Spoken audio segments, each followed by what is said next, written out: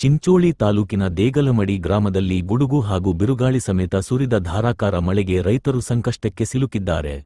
ಗ್ರಾಮದ ರೈತ ಸೋಮಶೇಖರ ಗೌಡನೂರ ತಮ್ಮ ಹೊಲದಲ್ಲಿ ಬೆಳೆದಿದ್ದ ಬಾಳೆ ಬೆಳೆ ಸಂಪೂರ್ಣ ನೆಲಕಚ್ಚಿದ್ದು ಲಕ್ಷಾಂತರ ರೂಪಾಯಿ ನಷ್ಟ ಉಂಟಾಗಿದೆ. ಅಂದಾಜು 10 ಲಕ್ಷ ರೂಪಾಯಿಗೂ ಅಧಿಕ ಮೌಲ್ಯದ ಬಾಳೆ ಗಿಡಗಳು ಹಾನಿಗೊಳಗಾಗಿದ್ದು ರೈತ ಕುಟುಂಬ ಆರ್ಥಿಕ ಸಂಕಷ್ಟಕ್ಕೆ ತುತ್ತಾಗಿದೆ.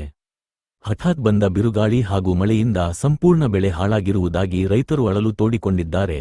ಸಂಬಂಧಪಟ್ಟ ಕೃಷಿ ಇಲಾಖೆ ಹಾಗೂ ತಾಲೂಕು ಆಡಳಿತಾಧಿಕಾರಿಗಳು ಸ್ಥಳಕ್ಕೆ ಭೇಟಿ ನೀಡಿ ಪರಿಶೀಲನೆ ನಡೆಸಿ ಸರ್ಕಾರದಿಂದ ತಕ್ಷಣ ಪರಿಹಾರ ಒದಗಿಸಬೇಕೆಂದು ರೈತ ಸೋಮಶೇಖರ ಗೌಡನೂರ ಮನವಿ ಮಾಡಿದ್ದಾರೆ. Vision news, Chincholi.